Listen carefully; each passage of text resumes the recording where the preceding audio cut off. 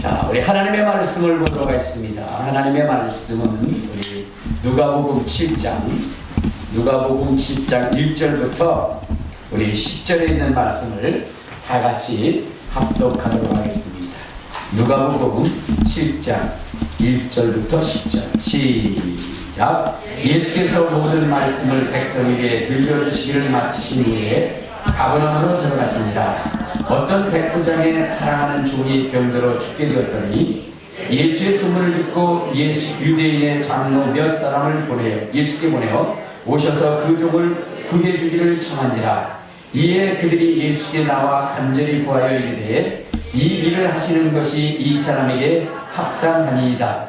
그가 우리 민족을 사랑하고 또한 우리를 위하여 회당을 지었나이다 하니 예수께서 함께 가실 때 이에 그 집이 멀지 아니하여 백부장이 벗들을 보려 이르되 주여 술과하지 마옵소서. 내 집에 들어오심을 나는 감당하지 못하겠나이다.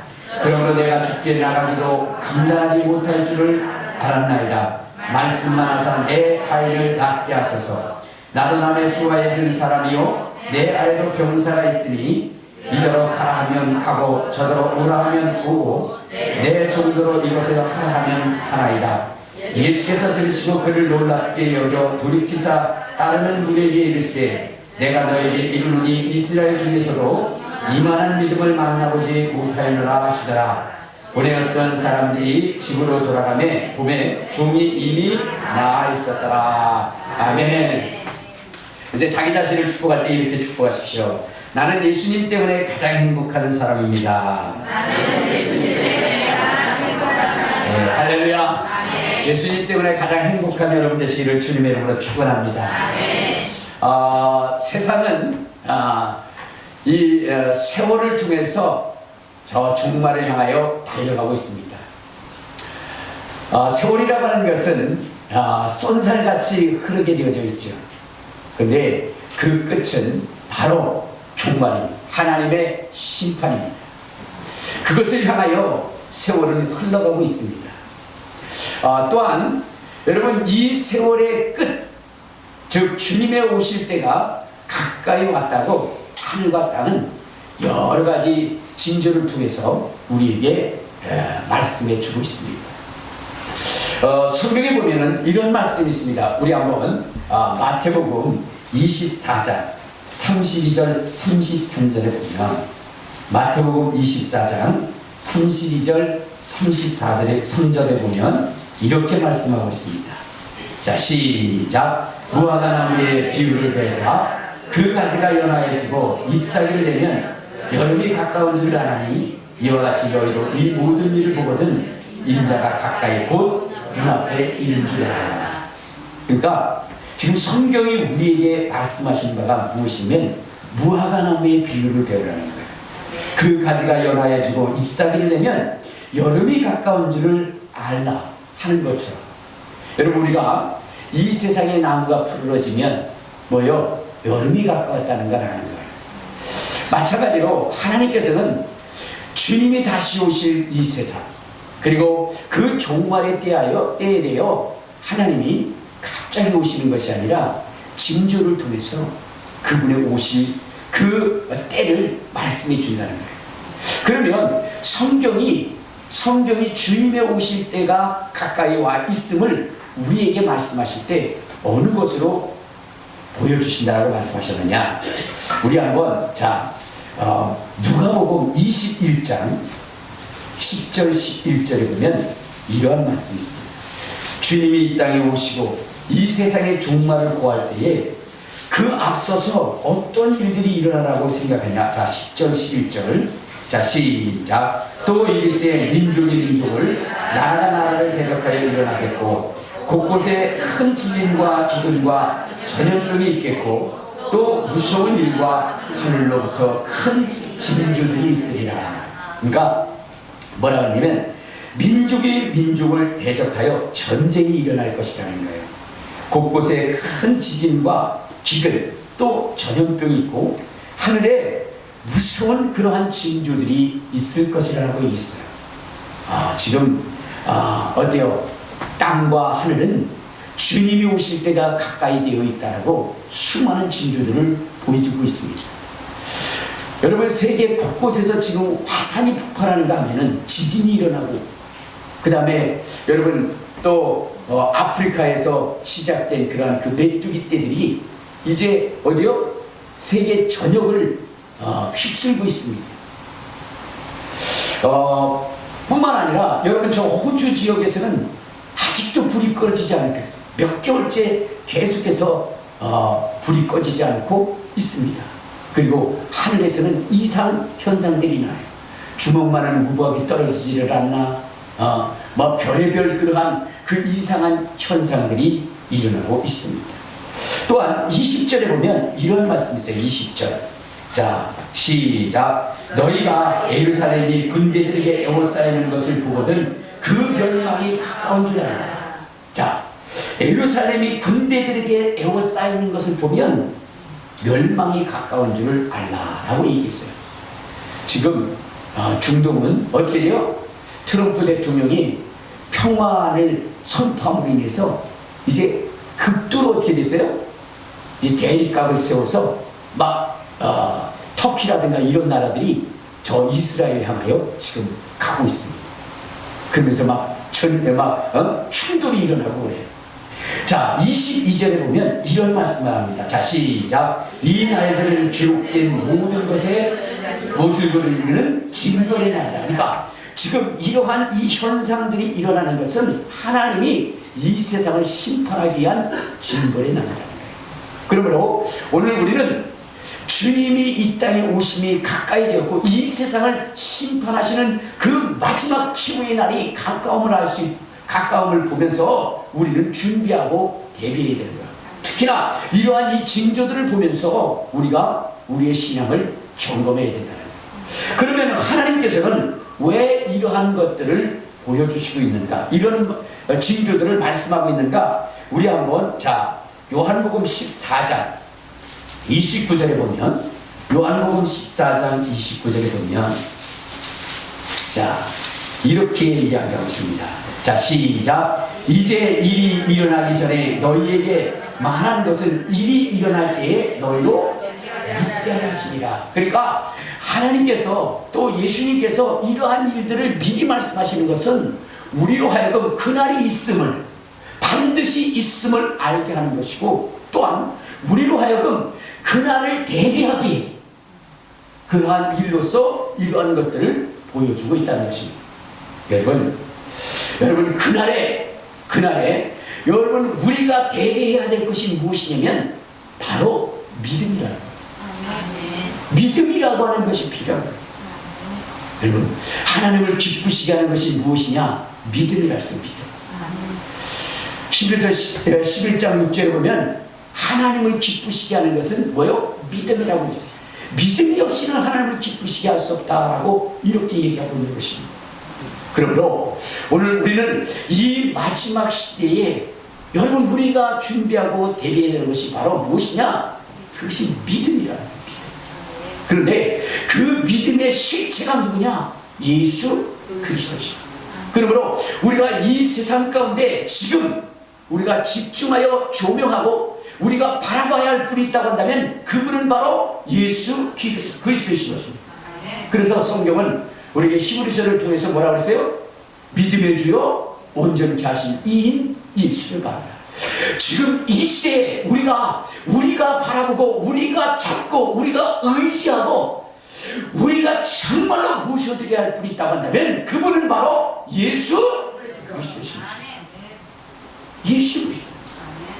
로마서는 우리에게 이렇게 얘기했어요. 자, 로마서 12장을 한번 보면 12장, 자, 우리 1절 2절에 보면 이런 말씀이 있습니다. 자, 로마서 12장 1절 2절. 자, 시작. 그러므로 형제들아, 내가 하나님의 모든 자비하심으로 너희를 권하노니 너희 몸은 하나님이 기뻐하시는 거룩한 산정으로 드리라. 이는 너희가 드릴 영적 예배이라. 너희를 이 세대를 본받지 말고 오직 마음을 새롭게 함으로 변화를 받아 하나님의 선하시고 기뻐하시고 온전하신 뜻이 무엇인지 분별하도록 하라. 여러분, 이 시대 속에서는 우리는 지금 주님이 가까이 오신 이때는 세상에 여러분 그러한 풍조에 밀려서 살아가는 것이 아니에요. 이 세대를 본받지 말아야 되는 것이니 오직 우리의 믿음의 주관자이시고 우리의 구원자가 되시는 예수 그리스도만을 바라보고 그분이 우리에게 명령하신 그 믿음을 따라 살아가는 것이 무엇보다도 중요하다는 것을 여러분은 아셔야 된다는 것입니다. 자, 그러면 여러분 이 시대 속에 우리는 무엇을 준비해야 되냐? 예수님이 다시 오심을 준비해야 돼요. 그래서 그분이 원하시는, 그분이 우리에게 요구하시는 그 믿음을 가지고 주님을 기다려야 되는 거예요. 자, 그런데 여러분 교회들마다 주님을 기다린다라고 얘기합니다. 다시 오실 주님을 기대한다라고 얘기합니다. 그런데 여러분 많은 사람들이 주님을 기대하고 소망한다고 하지만은 그러나 그분이 원하시는 믿음을 가지고 그분을 기다리고 있느냐 하는 거예요. 이스라엘의 소망이 무엇이었습니까? 메시아였습니다. 하나님이 보내신 메시아. 이스라엘 백성들은 누구나 할 것 없이 메시아를 기대하며 소망했어요. 그런데 그 예수님, 그 메시아가 이스라엘 가운데 왔을 때에는 여러분 주님을 만난 자들은 그리 많지 않아요. 무엇 때문일까요? 무엇 때문일까요? 그들은 주님이 원하시는 그 마음과 그 믿음을 갖고 주님을 기다리시는 것이 아니에요. 전혀 주님과 상관없는 것을 가슴에 품고 주님을 기다렸던 것입니다. 그러므로 주님은 그들을 만나주지 않았다. 서기관들과 바리새인들이 주님을 만나게 하였으나 오히려 주님은 그들을 향하여 독사의 자식들아 임박한 진노를 누가 피하랴 하더니 그들을 거부하시고 주님이 요구하시는 그 심령들, 그 마음들을 만나주셨던 것입니다. 오늘날에도 여러분 주님이 다시 오실 때에 여러분 주님이 원하시는 그 마음을 가지고 그 밭을 가지고 주님을 기다려야 되는데 오늘날 여러분 그렇게 주님이 원하시는 마음을 가지고 기다리는 것이 아니라 떡의 풍성을 가지고 주님을 기다리는 자들이 넘쳐난다는 거예요. 여러분 우리가 세상을 살아가는 동안에 떡은 우리에게 필요한 것이죠. 그러나 여러분 그것의 풍성함을 가지고 그것의 풍성함을 가지고는 주님을 만날 수가 없습니다. 부자와 거지에 대한 비유 속에서 부자는 그의 가진 바 그 예물이 그 물질이 여러분 주님의 축복이라고 착각하며 살아갔습니다. 그 성공이 주님이 주신 성공이라고 착각하고 있어요. 그것만 가지면 주님을 만날 수 있을 거라고 생각했습니다. 그러나 도리어 그 물질은 그를 주님을 만나지 못하게 하는 그의 눈을 가리고 하고 그의 마음을 우둔하게 만드는 그러한 일이 되었던 것입니다. 우리 한번 자 마태복음 19장을 한번 봅시다. 마태복음 19장 우리 16절을 한번 봅시다. 마태복음 19장 16절. 자 우리 다시 한번 읽어보도록 하겠습니다. 자 시작. 어떤 사람이 주께 와서 이르되 선생님이여 내가 무슨 선한 일을 하여야 영생을 얻으리까. 오늘 어떤 사람이 어떤 청년이 주님을 만나고자 왔어요. 주님 안에 있는 영생을 얻고자 왔습니다. 그런데 여러분 주님이 그에게 이렇게 이야기합니다. 20절 21절. 자 시작. 그 청년이 이르되 이 모든 것을 내가 지켜 싸운데 아직도 무엇이 부족하오리까. 예수께서 이르시되 내가 온전하고자 할진대 가서 내 소유를 팔아 가난한 자들에게 주라. 그리하면 하늘에서 보화가 내게 있으리라. 그리고 와서 나를 따르라 하시니. 자 주님은 분명히 네가 예수님을 만날 수 있는 방법을 얘기해 줬어요. 그 환경을 얘기해 줬습니다. 그런데 여러분 이 청년은 어떻게 되냐. 22절. 자 시작. 그 청년이 재물이 많으므로 이 말씀을 듣고 근심하여 가니라.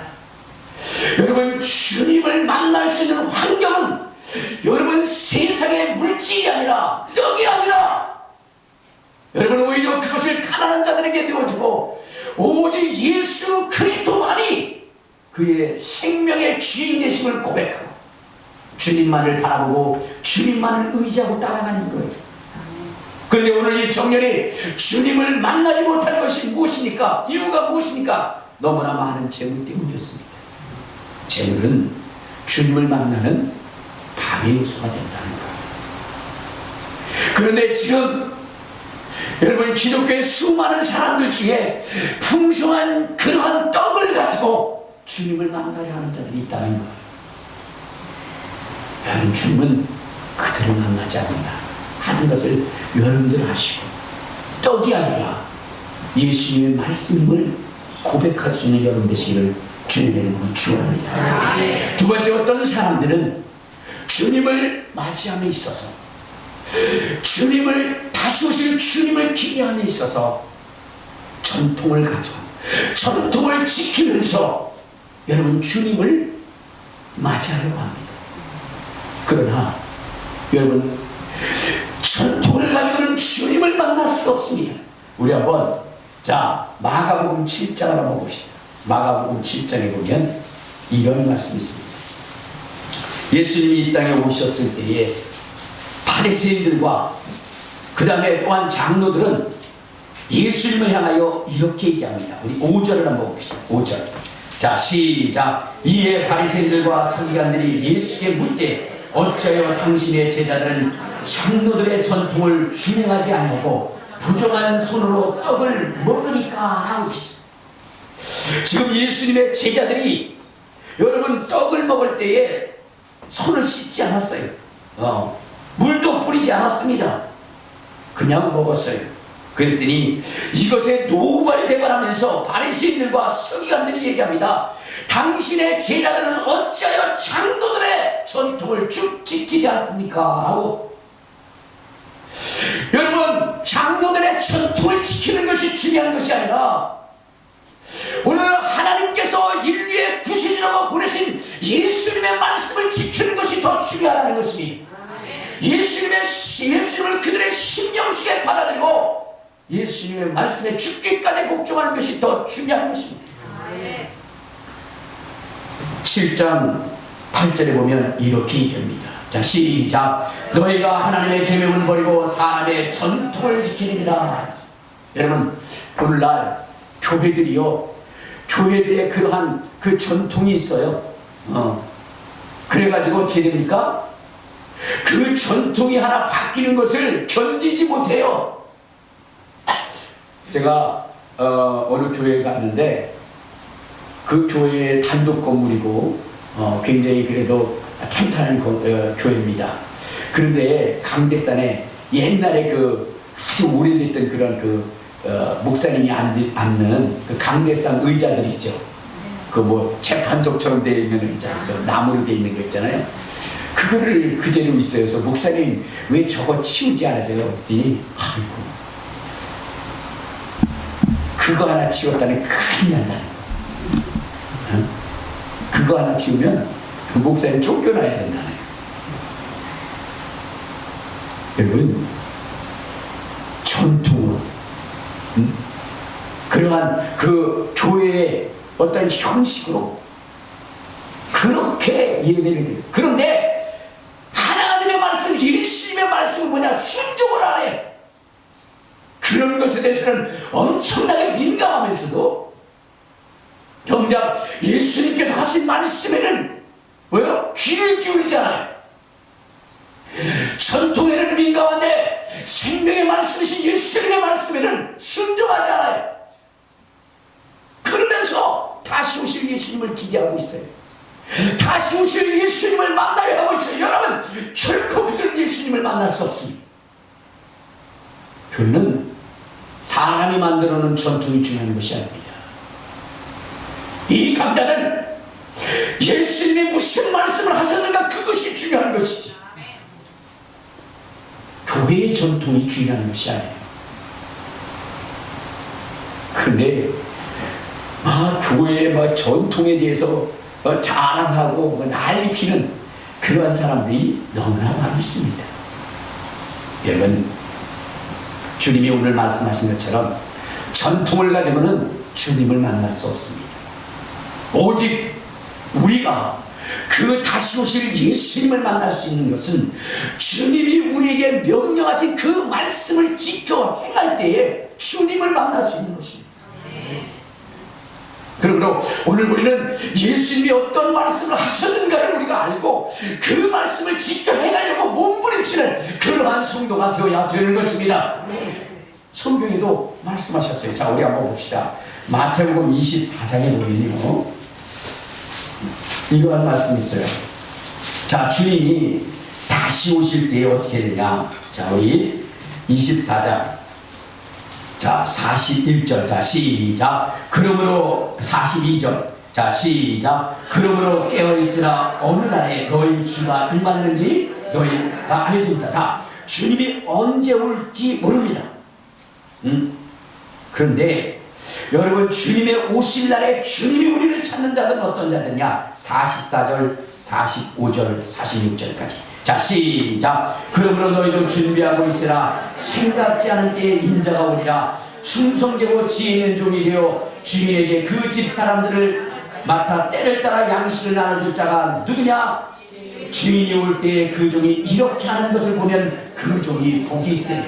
여러분, 우리는 주님이 오시겠다라고 하는 그 약속 속에서 우리가 행해야 할 것은 주님이 우리에게 명령하신 그 명령을 충실히 지키는 것입니다.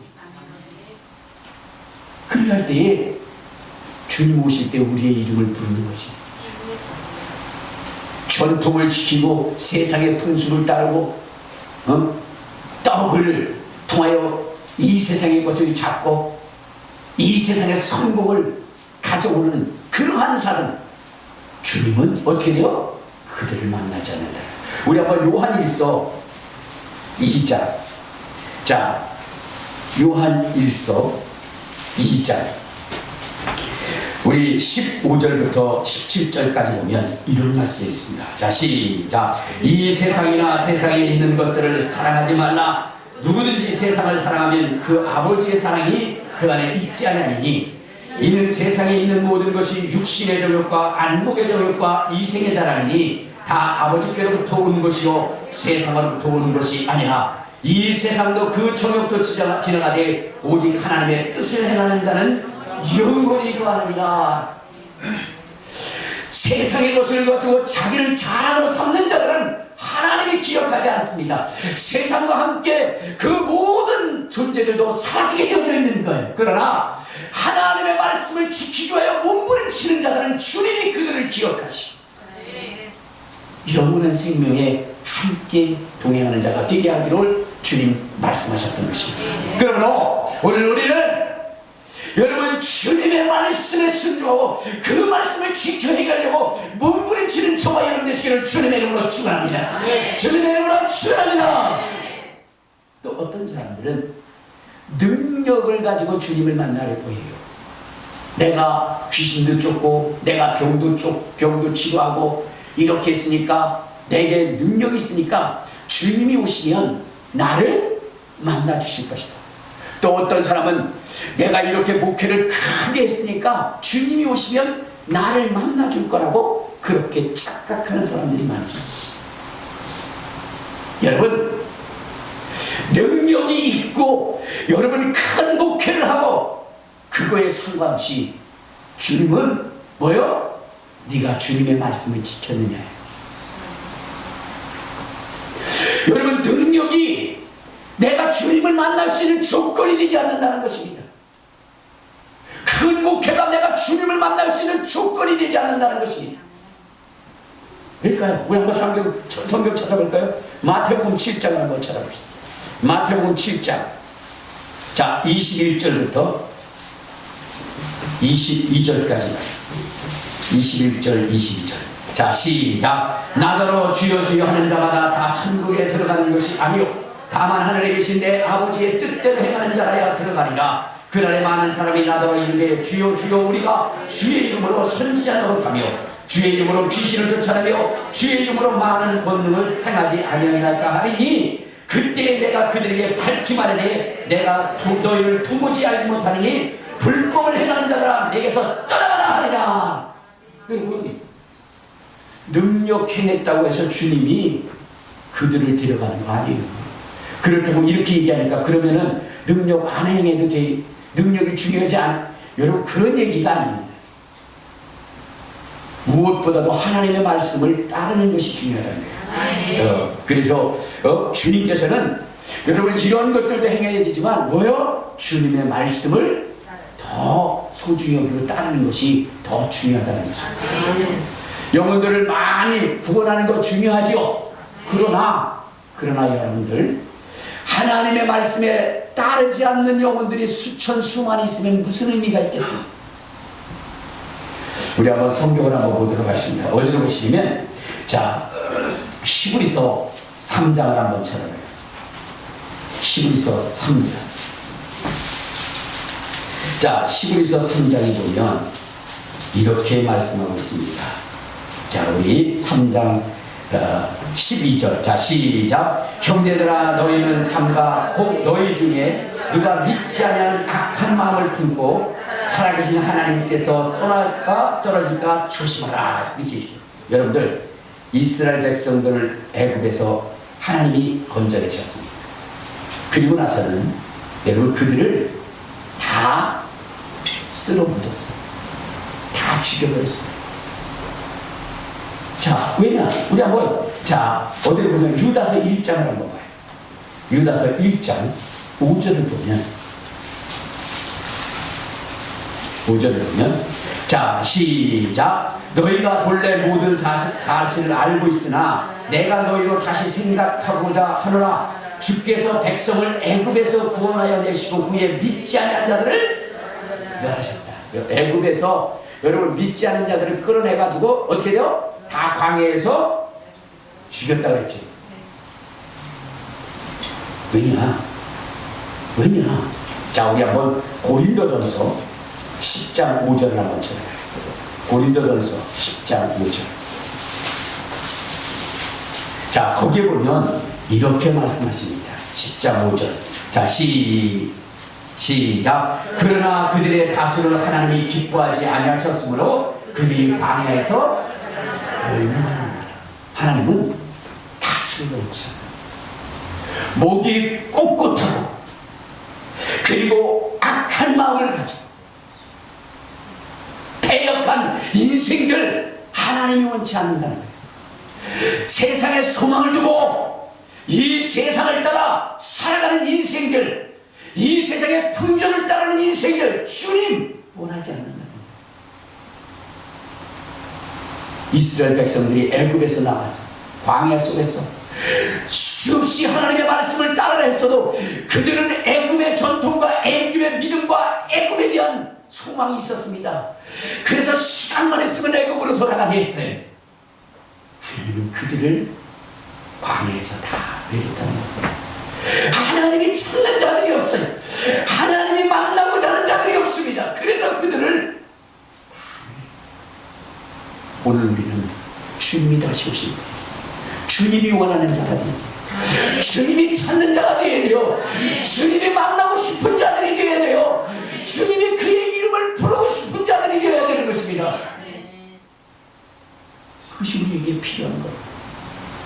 그래서 우리 여러분들은 이 말씀을 잘 듣고 여러분 정말로 주님이 오실 때가 가까움을 보고 여러분들이 여러분의 믿음을 정말로 굳건히 하시고 주님만 바라보는 저와 여러분 되시기를 바랍니다. 아멘. 여러분 오늘 여기 백부장에 대한 그 이야기를 우리는 보았습니다. 그런데 여러분 이 백부장의 그 하인이 병이 들게 됩니다. 근데 병이 드니까 이 주의 제자들이 그렇게 얘기했어요. 주여 그 백부장의 하인, 그 백부장의 하인을 치료해 주십시오 라고 얘기했더니 예수님이 어떻게 하냐면 내가 친히 그 집에 가서 치료해 주겠다 이렇게 얘기해요. 근데 참 이상하죠. 백부장은 이방인이요? 이방인이요? 이방인이죠. 백부장에게 이 뭐냐면 주님께서 뭐라고 얘기해요? 나는 이스라엘에 잃어버린 양 외에는 어떻게 돼요? 보냄을 받지 않았다. 그리고 그 백부장의 요구를 어떻게 되죠? 거절을 해야 돼요. 그게 어디에 나와요? 여러분, 가나안 여인, 수르브니게 여인이 어디요? 내 딸이 흉악한 귀신에 들려서 그러니 주여 쫓아주옵소서.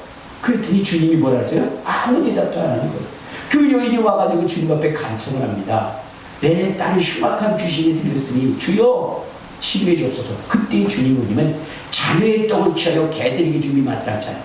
나는 이스라엘의 잃어버린 자 외에는 보냄을 받지 않았다. 이렇게. 그러면 예수님도 당연히 뭐예요? 백부장에게 그렇게 해야 될까 안 했어요? 그런데 백부장에게는 뭐예요? 내가 친히 가서 구해주겠다는 거예요. 치료해주겠다는 거예요. 여러분, 왜 그랬을까요? 주님이 왜 그랬을까요? 주님이 원하시는 믿음을 갖고 있어서. 왜 그랬을까? 주님이 원하시는 믿음을 갖고 있어서. 그래요. 주님이 요구하시는 믿음을 가지고 있어요. 주님이 요구하는 믿음. 우리 한번 볼까요? 자, 7장 9절을 한번. 7장 9절. 누가복음 7장 9절. 자, 이렇게 보십시오. 시작. 예수께서 들으시고 그를 놀랍게 여겨 돌이키사 다른 분에게 이르시되 내가 너에게 이르노니 이스라엘 중에서도 이만한 믿음을 만나보지 못하였다. 그러니까 주님은 백부장의 믿음을 이미 알고 계십니다. 알겠습니까? 여러분, 한번 생각해 보면 빌립이 나다니엘을 데리고 오기 전에 이미 나다니엘을 무화과나무에서 보았다는 것처럼 여러분, 주님은 이미 백부장의 믿음을 아시는 거예요. 그러기 때문에 어떻게 돼요? 가서 고쳐주겠다는 거예요. 그러니까 다른 사람들 의아해할 거 아니에요. 그때 이 백부장의 믿음이 얼마나 큰지를 주님이 그로 하여금 고백하게 만드는 거죠. 그랬더니 아니나 다를까 내가 가서 고쳐주리라. 그랬더니 백부장이 얘기한 거, 우리 집에 들어오시면 내가 감당하지 못해. 말씀으로만 없었어요. 그리하면 낫게 나요. 주님이 내가 이만한 믿음을 만나보지 못해. 이만한 믿음. 여러분, 말씀에 모든 것이 복종하고 순종할 수밖에 없다라고 하는 이 사실을 백부장은 안 거예요.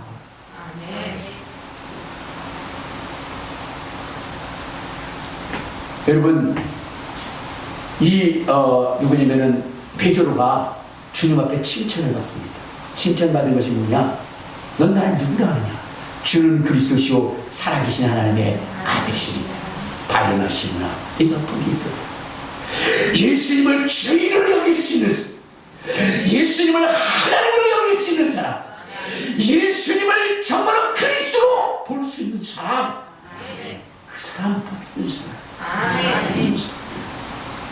여러분, 이 백부장은 예수님이 누구라는 걸 고백하냐? 만물이 그분 앞에 복종할 수 있는 사람, 만물을 지으신 주, 만물의 주인 되시는 분, 예수님이 그런 분이시다. 그러므로 예수님이 말씀하시면 여러분, 만물도 질병도 거기에 순종할 수밖에 없다는 하는 것을 고백하게 하는 것입니다. 주의 사람들은 그랬을 거예요. 백부장에 가서 고쳐주리라 그렇게 얘기했을 때에 자기네들이 백부장에 대한 이야기를 예수님 앞에 잘했기 때문에, 그러기 때문에 예수님이 백부장을 치료해 줄 거라고 그렇게 착각했을 거예요. 왜냐? 7장에 보면 이렇게 얘기합니다.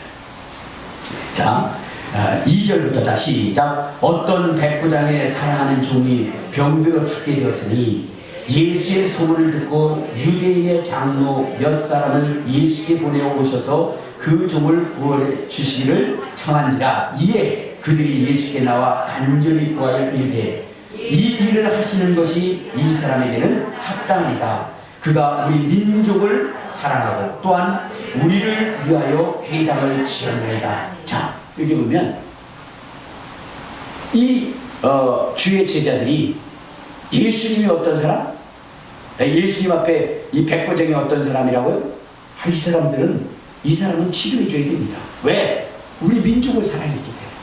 그리고 회당도 주어졌기 때문에 이 사람 당연히 치료해줘야 됩니다 라고 말을 잘했기 때문에 아마 치료해줬을 거라고 생각할 수도 있어요. 그러나 그것이 아니에요. 주님은 그 백부장의 믿음을 이미 알고 계십니다. 오히려 여러분들 한번 생각해보면 이 백부장의 믿음 때문에 이스라엘이 뭐냐? 저주를 받았어요. 이 백부장의 믿음 때문에 이스라엘은 어떻게 됐다고요? 저주를 받았어요. 그게 어디 있죠? 마태복음 8장 12절. 그래요. 마태복음 8장이라고. 자, 마태복음 8장. 자, 거기 보면 이렇게 나옵니다. 자, 우리 마태복음 8장. 우리 10절부터 12절까지. 자, 시작. 예수께서 들으시고 놀랍게 여겨 다른 자들에게 이르시되 내가 진실로 너에게 이르니 이스라엘 중 아무에게서도 이만한 믿음을 보지 못하였노라. 또 너에게 이르니 동서로부터 많은 사람이 이르러 아브라함과 이삭과 야곱과 함께 천국에 앉으려니와 그 나라의 본 자손들은 바깥 어두운 데 쫓겨나 거기서 울면이를 갈게 되리라. 그러니까 무슨 얘기예요? 이 백부장이 믿음을 고백했더니 어떻게 된 거예요? 주님은 이스라엘을 저주를 해버렸어요. 그러면 여러분, 왜 주님은 이스라엘을 저주를 했을까? 이스라엘 그렇게 예수님을 기다렸는데 왜 예수님은 이 이스라엘을 저주를 하시면서 그리고 이방인으로 복음이 나갈 것을 이야기하셨어요? 그것은 다른 것이 아니라 이 이스라엘이 주님이 원하는 신앙을 갖고 있잖아요. 여러분들, 제가 질문 하나 할게요. 그건 뭐냐면, 여러분, 하나님께서 이스라엘 백성을 애굽에서 인도하내서 가나안 땅에 들어가게 합니다. 근데 가나안 땅에 있다가 하나님께서 어느 날 이스라엘 백성들을 어디로 보내요? 바빌론의 포로가 되게 합니다. 그래서 이스라엘 백성들은 다 바벨론의 포로가 되어 잡혀가라 이렇게 얘기를 해요. 예수님이 왜 이스라엘 백성들을 애굽의 포로가 되게 하셨을까요? 왜 그랬어요? 이게 질문이에요. 왜 하나님이 이스라엘 백성들을 가나안 땅에 두지 않고 이 백성들을 저 가나안 땅, 바빌론으로 가게 했을까요? 왜 그랬어요? 말씀을 지키게 하기 위해서. 왜 그랬어요? 말씀을 지키게 하기 위해서. 그렇죠. 여러분들 너무나 잘 알아요. 대단한 거예요. 여러분, 하나님께서 이스라엘 백성들을 저 바빌론으로 가게 한 것은요, 이스라엘 백성들에게 말씀의 소중함을 알게 하게 해요. 왜냐? 여러분, 이스라엘 백성들에게 하나님이 말씀을 줬는데 이스라엘 백성들은 말씀보다는 무엇을 더 소중히 여겼느냐? 성전을 더 소중히 여겼어요. 그래서 그들은요, 하나님의 말씀을 지키기보다는 성전을 통해서 행해지는 그 의식에 더 그들은 집중했어요. 그래서 그들은요, 말씀을 읽고 말씀을 따르고 말씀을 순종하기보다는 성전에 와서 의식 한번 행하면 모든 죄가 사해진다라고 이렇게 착각을 했습니다. 그래서 하나님께서는 이 이스라엘 백성들을 어디로? 바빌론으로 보내버려요. 바빌론의 포로가 되어서 거기에 가게 되면 여러분, 거기서 성전이 있어요, 없어요? 없는 것입니다. 그러면 그들이 집중할 건 뭐예요? 말씀밖에 없어요. 그래서 그때에 서기관들이 나오게 돼요. 성전을 갈 수가 없어. 그렇기 때문에 말씀에 집중하게 된 것입니다. 그런데 일부가 저 예루살렘에 남아가지고 그 성전을 지키려고 애를 씁니다. 그래서 그 성전까지도 완전히 무너뜨려요. 여러분, 성전이 중요한 것이 아니라 뭐가 중요한 거예요? 하나님의 말씀이 중요한 거예요. 그러면 여러분 우리에게 있어서 중요한 것은 뭐냐? 말씀이에요. 말씀이 누구예요? 예수님 아닙니까? 말씀이 육신에 오신 분 아닙니까? 그러므로 우리는 철저히 예수를 따라야 되는 것이고, 예수를 의지해야 되는 것이고, 예수를 바라봐야 되는 것이고, 예수가 만물의 주인이심을 고백하며 그분의 말씀에 목숨을 걸어야 되는 것입니다. 그런데 오늘날 그렇습니까? 우리 교회 성전이 크다고, 그게 무슨 성전이에요? 예배당은 성전을 완전히 신성시하는 사람들이 있어요. 여러분, 그것을 잘 지었다고 천국 가는 거 아닙니다. 주님을 부르는 거 아니에요. 예수님의 말씀을 따르는 거예요. 예수님을 닮아가는 거예요. 그것이 중요한 것입니다. 여러분, 왜 이 백부장을 통해서 예수님이 이스라엘을 보냈을까요? 이스라엘은 성전 중심이에요. 그렇게 무너졌는데 또 갖다 뭐요? 성전을 지어. 바빌론에서 돌아와서 또 뭘 지어요? 성전을 지어. 그러니까 주님이 뭐라 그랬어요? 성전 헐어버려. 성전 헐어버려. 그래서 70년대에 AD 70년대에 또 성전이 무너져요. 그런데 지금 이스라엘의 소망이 무엇입니까? 또 성전 짓는 거야. 그래서 그들은 마지막에 여러분 다른 종교와 타협을 하고, 그리고 바로 또 예루살렘에 성전을 짓게 됩니다. 자, 그런데 그들이 그렇게 성전을 짓는 그 자리에 누가 있느냐? 우리 한번 봅시다. 자, 데살로니가 후서 2장. 데살로니가 후서 2장을 한번 봐요. 자, 데살로니가 후서 2장. 우리 3절 4절 한번 봅시다. 자, 시작. 누가 어떻게 하여도 너희가 미혹되지 마나 먼저 배교하는 일이 있고, 저 불법의 사람 곧 멸망의 아들이 나타나기 전에는 그날이 이르지 아니하리니, 그는 대적하는 자나 신이라고 불리는 모든 것과 숭배함을 받는 것에 대하여 그 위에 자기를 높이고 하나님의 성전에 앉아 자기를 하나님이라고 내세우느니라. 그러니까 여러분, 결국 그들이 지은 그 성전에 누가 앉아 있는 거예요? 저 그리스도가 앉아 있죠.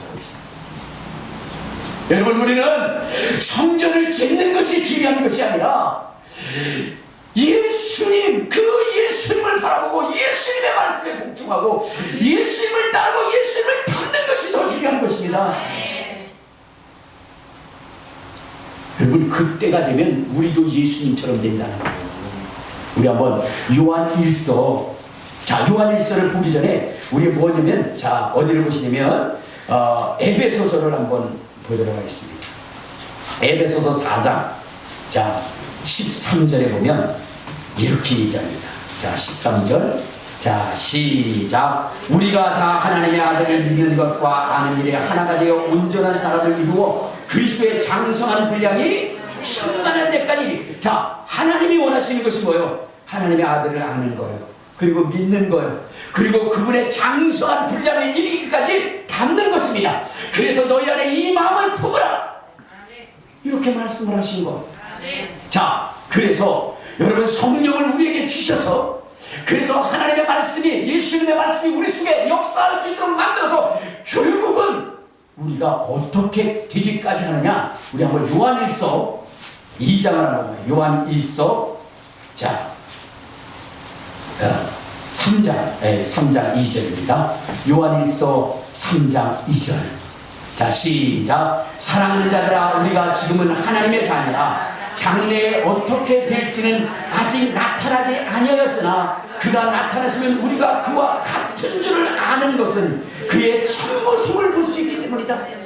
여러분, 우리가 그와 같아져야 된다는 것입니다. 그와 같아져야 되는 거. 여러분, 그래서 우리가 이 세상을 살아가는 날 동안 우리는 주님의 거룩함처럼 그분의 거룩함을 따라야 돼요. 그래서 주님이 내가 거룩하니 너희도 거룩하라. 내가 아버지를 사랑한 것 같이 너희도 아버지를 사랑하라. 내가 아버지의 말씀에 복종한 것 같이 너도 아버지의 말씀에 복종하라. 내가 아버지와 하나 된 것처럼, 그 뜻에 하나 된 것처럼 너희도 그렇게 하라. 주님은 이 땅에 오셔서 우리가 철저히 예수를 닮고 닮기를 원하시는 것입니다. 그래서 그분이 다시 오실 때 그분을 닮은 자, 그분의 말씀에 복종한 자, 그분의 말씀에 순종한 자를 데리고 가는 것입니다. 그분의 이름이 있는 자를 데리고 가는 것이고요, 그분의 말씀 때문에 목숨을 내어놓은 자들을 주님이 데리고 가는 거예요. 그러므로 이 마지막 시대에 우리가 준비하고 대비하는 것은 나는 말씀. 백부장이 말씀으로만 하옵소서. 왜? 여러분, 주인이시기 때문에, 만물의 주인이시기 때문에 모든 것을 다 순종해야 된다는 것입니다. 그 말 하나에 순종해야 된다는 것입니다. 우리 한번 히브리서 2장을 한번 볼까요? 히브리서 2장에 보면 이런 말씀을 하십니다. 2장 7절부터 8절까지. 시작. 그를 잠시 동안 천사보다 못하게 하시며 영광과 존귀로 관을 쓰시며 만물을 그 발 아래 복종하게 하셨느니라 하셨으니. 여러분, 하나님이 원하시는 것은 만물이 그에게 복종하는 거예요. 원수도 그의 발등상 아래 복종하는 것입니다. 예수 앞에. 그러므로 오늘 우리는 철저히 예수님 앞에 복종해야 되는 것이고요, 만물도 복종해야 되는 것입니다. 그것을 백부장이 얘기한 거예요. 여러분, 병도 귀신도 주님 앞에 복종하게 되어져 있으니 말씀하시면 귀신도 떠나가고 병도 치료될 줄로 내가 믿습니다. 그래서 주님이 이만한 믿음을 내가 보지 못합니다. 나를 왕으로 여기는구나, 나를 만물의 주인으로 여기는구나. 그런데 이스라엘은 그렇잖아요. 자기를 위했기 때문에 치료해 주라는 거예요. 자기네들을 도와줬기 때문에 치료해 주라는 거예요. 아니요, 주님이 오시면 되지. 오늘 정말 여러분, 나는 주님을 내 주님으로 삼고 복종하겠습니다. 순종하겠습니다. 주님, 주님의 나라가 임할 때 나의 이름을 부르소서. 우리 주여 한번 부르고 통성으로 기도하시겠습니다.